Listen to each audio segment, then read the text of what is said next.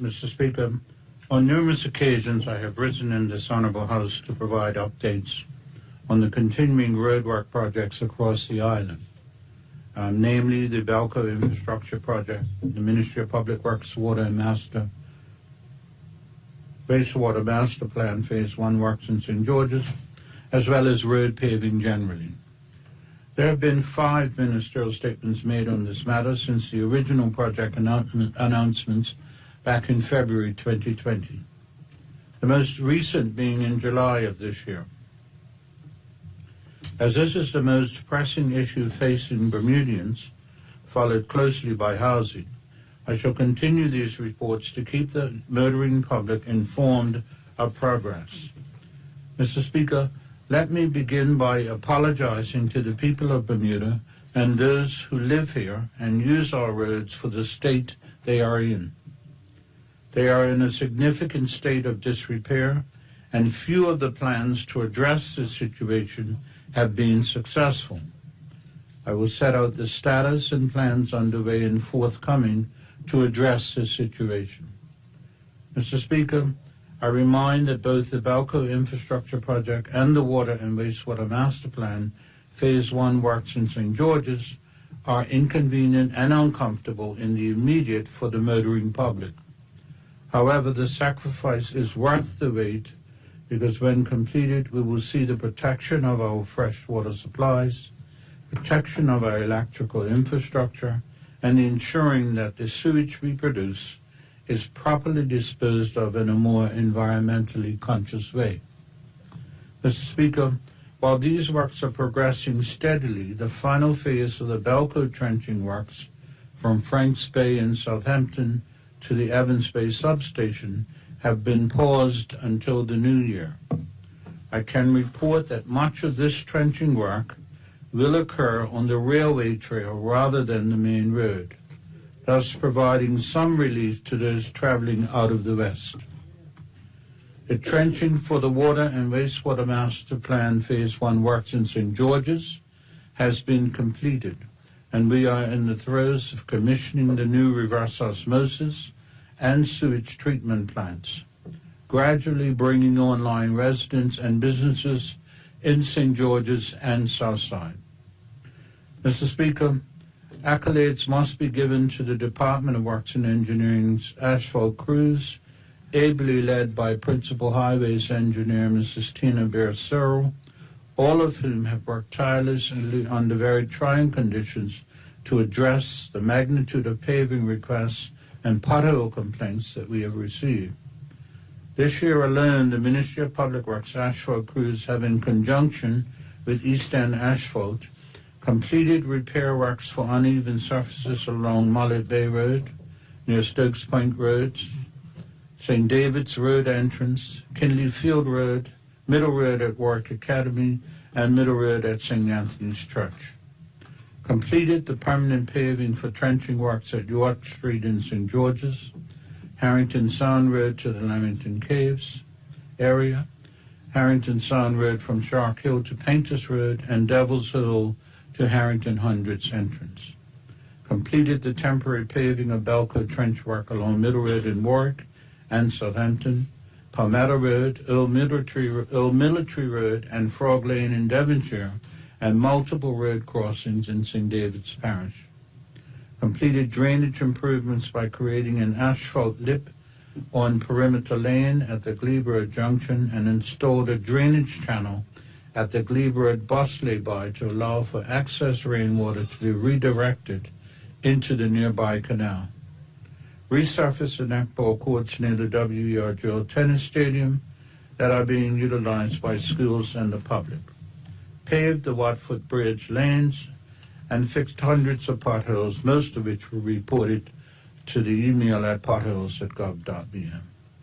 Mr. Speaker, I can assure this House that the dedicated crews continue their diligence in working to complete the other scheduled works for this financial year, such as Harrington Sound Road in Hamilton Parish, South Road in Southampton near Henry VIII, Middle Road in Warwick near T and Tatum, and South Road at the Collectors Hill Road Junction. Mr. Speaker, I must mention some of the issues the ministry has encountered while undertaking road paving that has contributed to the delays. Mr. Speaker, the government's physical assets are aging. This is not new. Successive administrations have stated this. In this case, the machinery that supports road paving works is also aging, and therefore routinely out of service for repairs. The unreliability of these machines, the asphalt plant and asphalt miller in particular, caused the asphalt teams to slow their production. Currently, both assets are out of service and have been for most of this year, awaiting repairs. In addition to this, the excessively complicated administrative procedure to procure asphalting supplies or parts and global supply chain issues have also exacerbated the situation. Simply put, when the machines are working, we may not have the full complement of supplies, and conversely, when they aren't working, we likely have the supplies. Steps are being taken to alleviate both of these challenges. Mr. Speaker, as I've said before, asphalting is an expensive business. The estimated price for paving just 1 kilometer or half a mile of roadway on both lanes is $600,000.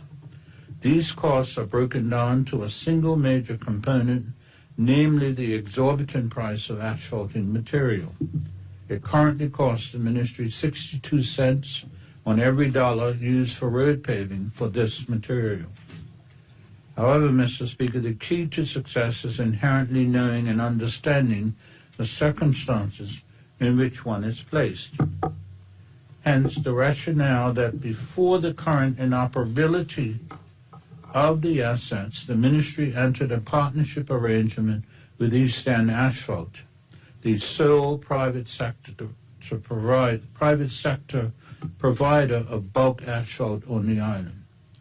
This arrangement sees the sharing of supplies and usage of paving equipment and staffing resources on an as-needed basis at fixed rates. So currently, Mr. Speaker, the asphalt that our crews are using to pave Harrington Sound Road is purchased from Eastern Asphalt, and occasionally we rent their equipment so that paving works can continue. Additionally, we have an agreement with Eastern Asphalt to carry out paving works on our behalf, as well as recently done for the York Street St. George's paving works.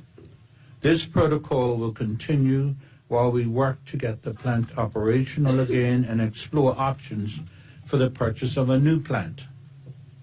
Concurrent with the above activities, over the last few months, on 2 occasions, we have hosted representatives from Aztec Industries, the provider of the current asphalt plant some 20 years ago, and a leading provider of asphalt plants and paving equipment in the United States. Mr. Speaker, this week a team of 3 experts from Aztec have been on island, out in the field with our asphalting teams, observing the process and the operation of equipment. The full ministry team, comprising of myself, the acting permanent secretary, the acting chief engineer, the quarry manager, the principal highways engineer, and others associated with the highways team, participated in a full debrief and discussion with the visiting experts on Wednesday last. The full report and recommendation with costings will come in January, but what was discussed was very encouraging. Firstly, Aztec, which is a fully comprehensive construction organization, have a training school for asphalt workers at their headquarters in Chattanooga, Tennessee, and have offered places at the January sessions for several of our workers to attend, which we have accepted. The plan is to train the trainer there and subsequently provide training locally for all highway staff of new techniques and applications to enhance the asphalt laying process. Mr. Speaker, Aztec have identified several new pieces of equipment that can greatly assist us in being able to pave greater lengths of roads in one go. They will present options for a new plant that will be able to deliver asphalt to meet the specific size and demand that Bermuda requires. Technology has advanced significantly since we purchased the current plant 20 years ago, and they will help us bring the current asphalting operations into the modern age. Mr. Speaker, as you know, we are currently in the budgetary process for next year. As is customary, not every dollar that is budgeted for a specific project is spent. So during this process, we are also exploring options to ensure we have enough material and supplies to produce asphalt so that we can accelerate the pace of road paving by transferring funds to the highways budget should the need arise. But until such time that the new equipment arrives, Mr. Speaker, the ministry will continue its efforts with works along Harrington Sound Road heading west towards Middle Road and Flats, along Middle Road to Store Hill, and then along the North Shore Road to the National Sports Center. Mr. Speaker, let me summarize. In January, the paving works will continue with both our highways crew and East End's crew conducting those works with asphalt produced by East End. Overseas technicians will return to repair the current plant so that it is operational until the new plant is purchased and commissioned. The specs and costing for a new plant and equipment will be received and acted upon. An order will be placed for a new plant and various pieces of new equipment. By the second quarter of 2024, the new plant will arrive and be commissioned. In the February budget, additional funding for roadworks will be requested, and during 2024, paving works throughout the island will be increased.